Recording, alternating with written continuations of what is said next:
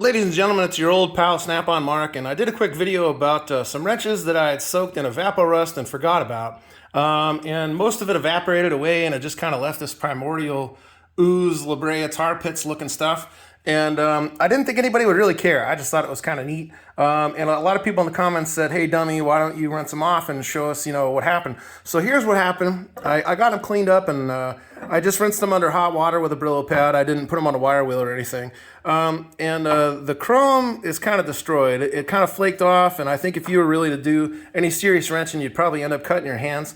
And I had the same effect before with vinegar, where I let stuff soak too long. So it must do something. There's, whatever the chemicals are in there. I certainly can't blame Evapo-Rust because, I didn't follow the directions. I went 6 months longer than they recommend, the 1 to 12 hours. So it did a hell of a job taking the rust off. The rust is completely gone, and it didn't eat away the metal, which vinegar does. So it's definitely did not damage the metal, just the chrome. So it got me to thinking. I started smelling this stuff, and it smells like pure gasoline. It reminded me of Anchorman when they're talking about the Sex Panther cologne. I think that's where they come up with it, is this stuff.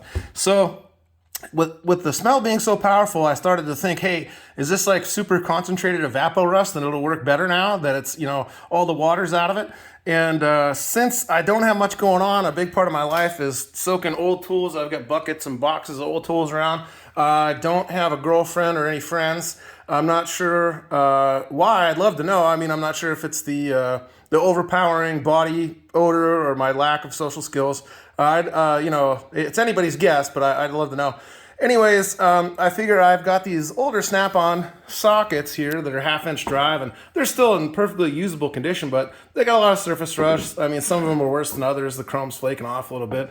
And so my idea was I will add a little bit more Evapo-Rust to this concentrated stuff, stick those in there, and see what the hell happens. And I figure I'd take you guys along and see what you think. So let's add in some more Evapo-Rust, and you can kind of I'll try to get a good shot of that. You can see how thick and syrupy and nasty that stuff is. And I don't know how well it'll mix, if it'll dissolve up or what'll happen, but I'm going for broke here. I'm just gonna dump this all in. All right, and then I'm probably gonna give it a good solid stir in here. I'll use one of these old wrenches, kind of stir it up, and you can just see it's just, boy, is that nasty stuff. But I'm really wondering if it doesn't have super Evapo-Rust powers. All right, so I don't think I have enough time on camera to kind of blend it as well as I would like to do. So what I'm gonna do is I'm gonna just get this stuff mixed up really, really good. You can see how goopy it is. I'm gonna try to mix it as absolute best that I possibly can, so I'm getting the full effect. And I'm gonna set these sockets in there, and you can take a good look at them. And I'll have a part 3, and we can see what the heck happens. So I sure appreciate you guys tuning in and checking it out, and I hope you stick around for part 3. Happy wrenching, everybody.